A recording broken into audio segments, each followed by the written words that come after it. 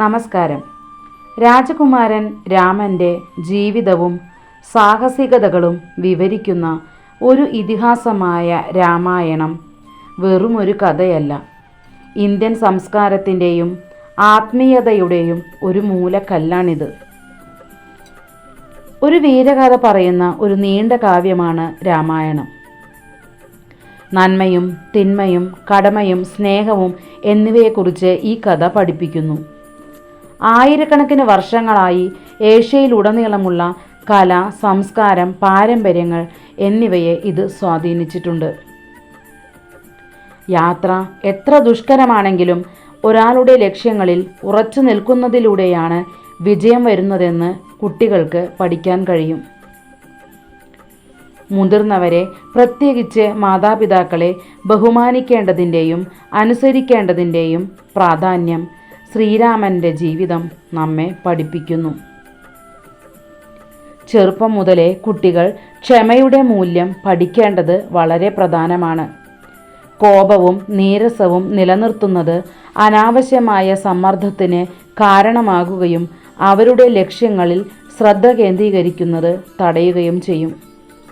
വിദ്വേഷം ഉപേക്ഷിക്കുന്നതും മറ്റുള്ളവരോട് ക്ഷമിക്കുന്നതിനും കൂടുതൽ ആന്തരിക സമാധാനത്തിനും ശ്രീരാമൻ്റെ കഥ കാരണമാകുമെന്ന് നമുക്ക് മനസ്സിലാക്കാവുന്നതാണ്.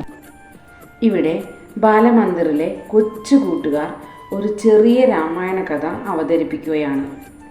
ശ്രീരാമദേവനും ലക്ഷ്മണനും സീതാദേവിയും വനവാസത്തിന് പോയ സമയത്തെ കഥയാണ്. ഒരു ദിവസം സീതാദേവി പർണശാലയുടെ മുറ്റത്തുനിന്ന് പൂക്കൾ എറുത്തുകൊണ്ടിരിക്കുകയായിരുന്നു. അപ്പോൾ സീതാദേവി എന്താണ് കണ്ടതെന്നറിയാമോ? അതിമനോഹരമായ ഒരു മാനിനെ, സ്വർണ്ണവർണ്ണത്തിലുള്ള ഒരു അതിമനോഹരമായ മാൻ. അതവിടെ ഓടിച്ചാടി കളിക്കുകയാണ്. അത്രയും ഭംഗിയുള്ള ഒരു മാനിനെ ഇതേവരെ സീതാദേവി കണ്ടിട്ടില്ല. അത് ദേവിയെ മയക്കുന്നത് പോലെ ദേവിയുടെ അടുത്തേക്ക് വന്ന് നിൽക്കുകയാണ്. സീതാദേവി പിടിക്കാൻ നോക്കുമ്പോൾ മാൻ ഒറ്റ ഓട്ടം. സീതാദേവിക്ക് ആഗ്രഹം കൂടി വന്നു. എങ്ങനെയെങ്കിലും ആ മാനിനെ പിടിക്കണമെന്നുള്ള ആഗ്രഹം സീതാദേവിക്ക് വളരെ അധികമായി തോന്നി. സീതാദേവി രാമലക്ഷ്മണന്മാരോട് പറഞ്ഞു, ആ മാനിനെ കണ്ടോ? എന്തൊരു ഭംഗിയാണ് ആ മാനിനെ കാണാൻ. എനിക്ക് ആ മാനിനെ കിട്ടുക തന്നെ വേണം. ലക്ഷ്മണൻ പറഞ്ഞു, അത് ഏതോ രാക്ഷസന്റെ മായയാണ്, ശരിയായൊരു മാനല്ല. ഇതെന്തോ ചതിയാണ്. ദേവി മനസ്സിലാക്കൂ. പക്ഷേ സീതാദേവിക്ക് ആഗ്രഹം കൂടി വരികയാണ്. നമ്മൾ ഇതുവരെ ഇങ്ങനെ ഒരു മാനിനെ കണ്ടിട്ടില്ലല്ലോ, അതുകൊണ്ട് എനിക്ക് അതിനെ കിട്ടുക തന്നെ വേണം. ആ സമയത്ത് ശ്രീരാമദേവൻ പറഞ്ഞു, ഇത് ഒരു രാക്ഷസനാണെങ്കിൽ നമ്മൾ അതിനെ വധിക്കുക തന്നെ വേണം. അതല്ല, ഇതൊരു മാനാണെങ്കിൽ അതിനെ പിടിക്കുക തന്നെ വേണം. ഇത് കേട്ട ലക്ഷ്മണൻ ശ്രീരാമദേവനോട് മറുപടിയായി ഒന്നും തന്നെ പറഞ്ഞില്ല. കാരണം ശ്രീരാമദേവനെ ഈശ്വരന് തുല്യമായിട്ടാണ് ലക്ഷ്മണൻ കാണുന്നത്. അങ്ങനെ സീതാദേവിക്ക് വീണ്ടും ആഗ്രഹം കൂടി വന്നപ്പോൾ ശ്രീരാമദേവൻ ലക്ഷ്മണനോട് പറഞ്ഞു, നീ സീതയെ സംരക്ഷിച്ചുകൊണ്ട് ഇവിടെ തന്നെ നിൽക്കൂ, ഞാൻ വേഗത്തിൽ തന്നെ തിരിച്ചു വരാം എന്ന് പറഞ്ഞ് ശ്രീരാമദേവൻ മാനിൻ്റെ പുറകെ പോയി. ശ്രീരാമദേവൻ അടുത്തെത്തും തോറും മാൻ ഓടി പോകുകയാണ്. അങ്ങനെ ശ്രീരാമദേവൻ പർണശാലയിൽ നിന്നും വളരെയധികം മുന്നോട്ട് പോയി. ശ്രീരാമദേവൻ മനസ്സിൽ ഉറപ്പിച്ചു, ഇത് രാക്ഷസൻ തന്നെ. ഇത്രയും ദൂരം എന്നെയും കൊണ്ടുപോയല്ലോ. ശ്രീരാമദേവൻ മാനിനു നേരെ അസ്ത്രം തൊടുത്തു. മാൻ നിലത്ത് വീണു. എന്താണ് വിളിച്ച് കരഞ്ഞതെന്നറിയാമോ? സീതാ ലക്ഷ്മണ വിളിച്ച് മാരീചൻ എന്ന രാക്ഷസനായിരുന്നു അത്. സീതാ ലക്ഷ്മണ എന്നും വിളിച്ച് ഉറക്കെ കരയാൻ തുടങ്ങി. ഈ ശബ്ദം കേട്ട സീതാദേവി ലക്ഷ്മണനോട് പറഞ്ഞു, അയ്യോ, ശ്രീരാമദേവൻ്റെ ശബ്ദമാണ് കേൾക്കുന്നത്. നീ വേഗം തന്നെ പോയി ജ്യേഷ്ഠനെ രക്ഷിക്കൂ. ജ്യേഷ്ഠന് എന്തോ ആപത്ത് സംഭവിച്ചിട്ടുണ്ട്. ലക്ഷ്മണൻ പറഞ്ഞു, ഈ 3 ലോകത്തിലും ആർക്കും എൻ്റെ ജ്യേഷ്ഠനെ തോൽപ്പിക്കാൻ സാധിക്കുകയില്ല. അത് രാക്ഷസൻ്റെ ശബ്ദമാണ് കേൾക്കുന്നത്, ശ്രീരാമദേവൻ്റെയല്ല. പക്ഷേ എന്തെല്ലാം പറഞ്ഞിട്ടും സീതാദേവിക്ക് അത് മനസ്സിലായില്ല. സീതാദേവിക്ക് ദേഷ്യം വന്നു തുടങ്ങി. എന്താണ് ഞാൻ ഇത്രയും പറഞ്ഞിട്ട് നീ അനുസരിക്കാത്തത്? ജ്യേഷ്ഠനില്ലാതെ എനിക്ക് ജീവിച്ചിരിക്കാൻ സാധിക്കുകയില്ല. നീ എന്തുകൊണ്ടാണ് ശബ്ദം കേട്ട ദിക്കിലേക്ക് പോകാത്തത്? സീതാദേവി ദേഷ്യത്തോടു കൂടി ലക്ഷ്മണനോട് പറഞ്ഞു. വേഗം തന്നെ പോയി നോക്കൂ.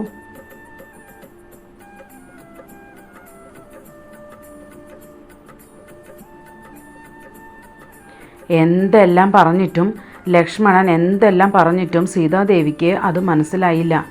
സീതാദേവി ഉറച്ചു തന്നെ നിന്നു. നീ പോകുക തന്നെ വേണം, ജ്യേഷ്ഠനെ രക്ഷിക്കുക തന്നെ വേണം.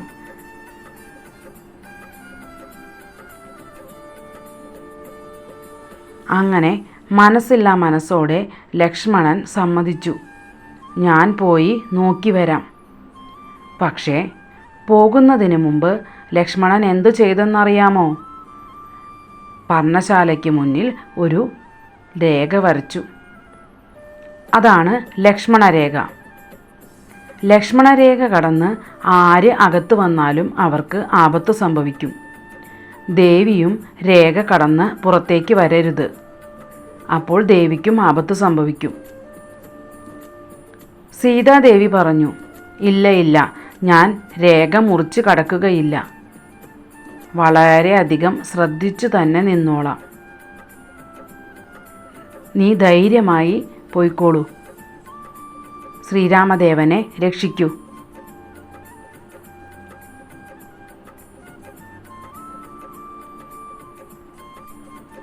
ഇതെല്ലാം രാവണൻ എന്ന രാക്ഷസൻ മറഞ്ഞു നിന്ന് കാണുന്നുണ്ടായിരുന്നു.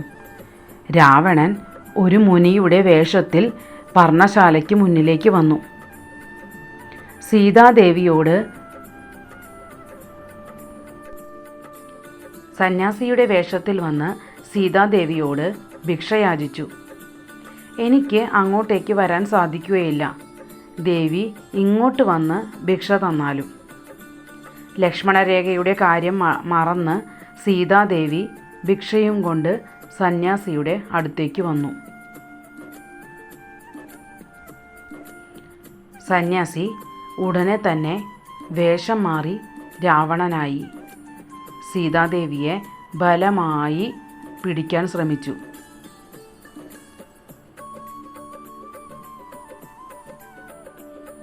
സീതാദേവിക്ക് പേടിയായി. ആരും തന്നെ രക്ഷിക്കാനായിട്ടില്ല. രാമനുമില്ല, ലക്ഷ്മണനുമില്ല. സീതാദേവി ഉറക്കെ കരയാൻ തുടങ്ങി. രാമ ലക്ഷ്മണ, രാമ ലക്ഷ്മണ, എന്നെ രക്ഷിക്കണേ, ഈ ദുഷ്ടൻ എന്നെ പിടിച്ചു കൊണ്ടുപോകുന്നു, എന്നെ രക്ഷിക്കണേ എന്നും പറഞ്ഞ് സീതാദേവി ഉറക്കെ കരയാൻ തുടങ്ങി. രാവണൻ സീതാദേവിയെ വീണ്ടും ബലമായി പിടിച്ച് പുഷ്പക വിമാനത്തിൽ കയറ്റാനായി കൊണ്ടുപോയി.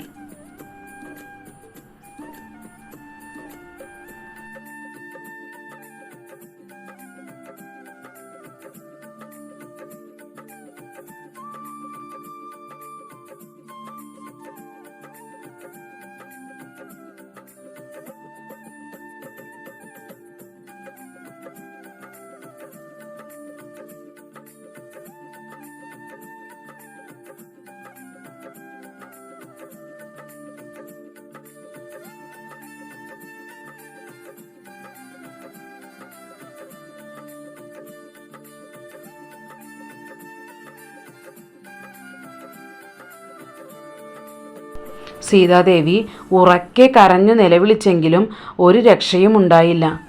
രാവണൻ സീതാദേവിയെ ബലമായി പിടിച്ച് പുഷ്പക വിമാനത്തിലേറ്റി കൊണ്ടുപോയി.